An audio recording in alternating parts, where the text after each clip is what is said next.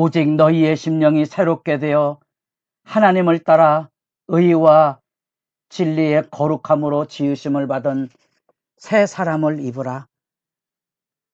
생명이슬 같은 새벽의 기도자 여러분, 하늘 생수에 같은 말씀의 단비가 여러분의 삶을 날마다 주 안에서 새롭게 할 수 있기를 바랍니다. 오늘 우리가 읽어갈 말씀은 에베소서 4장 17절에서 24절까지의 말씀입니다. 우린 그 말씀 안에서 이 성령이 이루시는 구원의 하나의 질서가 온 세상을 구원하시는 교회의 영광을 통하여 나타나는데, 그 안에서 교회 생활의 실제 질서, 곧 새 생명이 어떻게 움직여지는가를 보게 될 것이고요. 이런 원리적인 이야기들을 통하여 그 다음에 구체적으로 25절부터 우리 개역개정판에 제목이 하나 붙었습니다. 하나님을 본받는 생활. 그리스도의 장성한 분량에 이르는 그 그리스도인으로서의 성도의 거룩한 삶으로 이뤄가는 이 원리적인 질서를 우리가 읽어보게 됩니다. 주옥과 같은 구원의 말씀입니다. 우리는 그 말씀 안에서 그리스도가 우리 안에 실제적으로 역사하는데, 곧 그것은 성령의 하나 되게 하신 것. 성령은 우리 안에 그리스도의 성품을 담게 해서 우리가 어제 살펴본 대로 모든 겸손과 온유와 오래 참음과 사랑의 용납, 여러분들 안에 이 거룩한 소원이 날마다 새로워서 죄와 사망이 지배하는 이 어둠의 질서가 교회 안에 늘 흘러 들어오는데, 여러분 악에 이용당하지 마시고 어린아이처럼 철부지처럼 세상 질서에 춤추지 마시고 그리스도의 장성한 분량에 이르기까지 자라가셔야 됩니다. 그 교회의 질서 앞에, 여기 지금 오늘 우리가 읽을 본문 앞에는 생명 없는 이방인의 삶과 생명이 펄떡펄떡 살아있는 그리스도의 진리 안에서 이루어지는 새 사람의 모습을 대조하고 있습니다. 생명 없는 이방인의 삶의 특징은 무지와 완악입니다.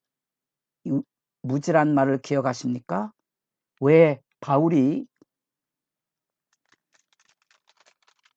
기도의 핵심 중에 늘 일깨우는 말, 안다는 말, 암, 특별히 그 암을 열어가는 소중한 교훈이 1장에도 지혜와 계시의 영을 주사 하나님을 알게 하시고 1장 17절처럼 여기 3장에 또다시 기도하며 능히 모든 성도와 함께 지식에 넘치는 그리스도의 사랑을 알고 깨달아서 충만하기를 원하노라.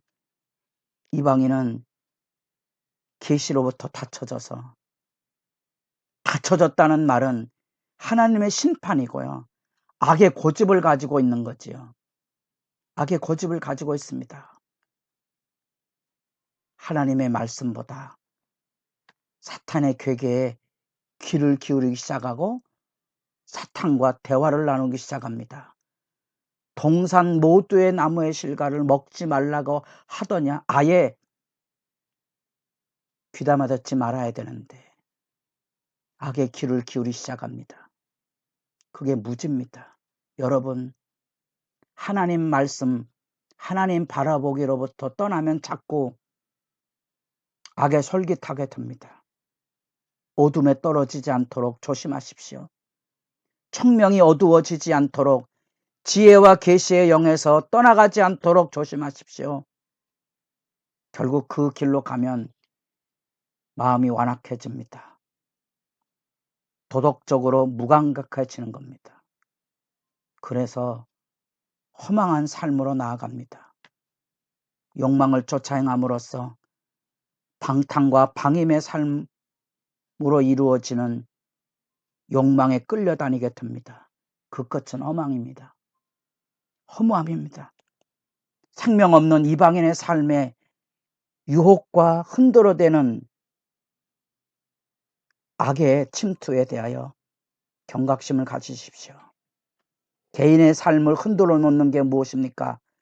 여러분의 기도를 흐리는 것이 무엇입니까? 여러분으로 하여금 하나님의 말씀에 멀어져 가게 하는 게 무엇입니까? 분별하며 사셔야 됩니다. 그래서 이방인의 방탕한 삶에서 돌이켜서 분명하게 그리스도를 배우십시오. 진리에 대한 열망이 살아있어야 됩니다. 교회는 사도들과 선지자들의 터 위에 세워졌다 그랬습니다. 교회는 하나님께서 선물을 주셨습니다. 누구를 주셨다 그랬습니까? 사도, 선지자, 복음 전도자, 목사, 교사. 우리가 그리스도에게 배우는 겁니다. 그래서 20절 말씀, 오직 너희는 그리스도를 그같이 배우지 아니하였느니라. 그리스도를 배우십니까? 성령 안에서 그리스도의 성품을 닮아가고 있습니까? 그래서 모든 겸손과 온유와 오래 참음과 사랑의 용납으로 교회 질서를, 그리스도의 몸을 복되고 아름답게 이루어가고 있습니까?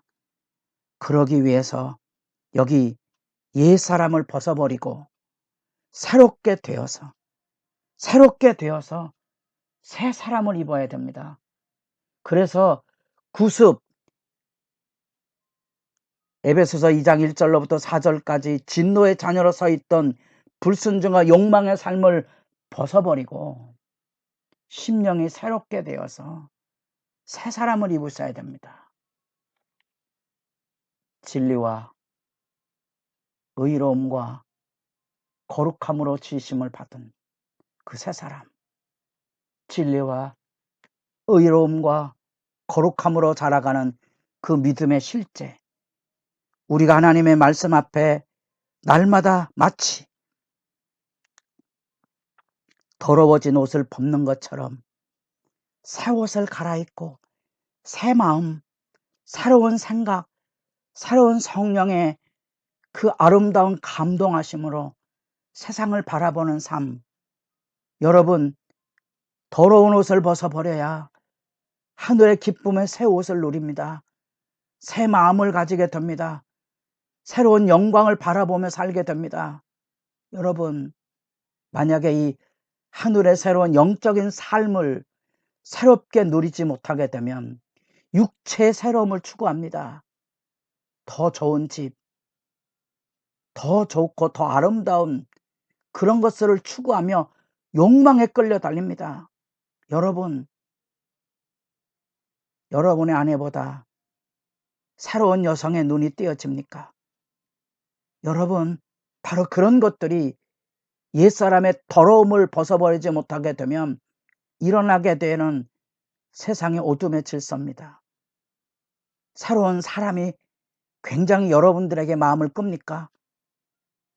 새로운 마음을 가지면 기존에 있는 이 옛 사람들조차도 새로움으로 바라보고 하늘의 질서로 만날 수 있습니다. 아버지 하나님 앞에 이 분명한 의와 진리의 거룩함을 기억하며 여러분 기도하십시오. 예수 믿음의 새 생명의 실제적인 교제가 바로 교회의 질서 안에 이루었고요. 교회의 질서 안에 이루어지는 것은 곧 그리스도의 성품을 닮아가는 것 속에 이루어집니다.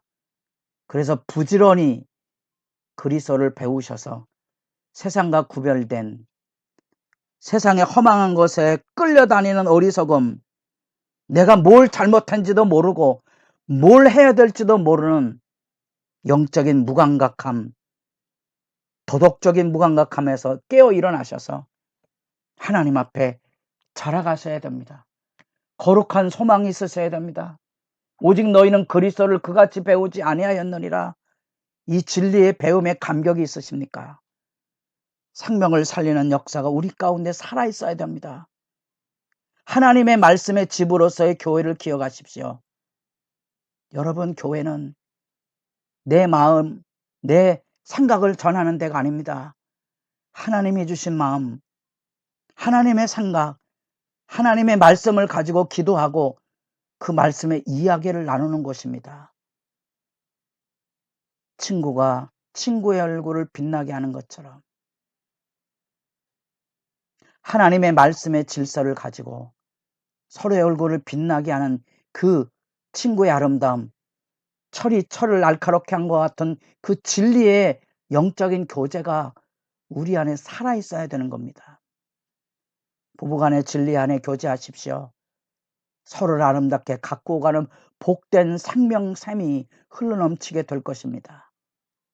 교회를 진리 안에 갖고 가십시오. 이제 새롭게 시작되는 구역의 의미를 이해하십시오. 말씀이 서로를 세웁니다. 함께 자라가는 겁니다. 그게 하늘의 질서고 그의 성령의 질서입니다. 그 무한한 영광을 기억하며 사십시오.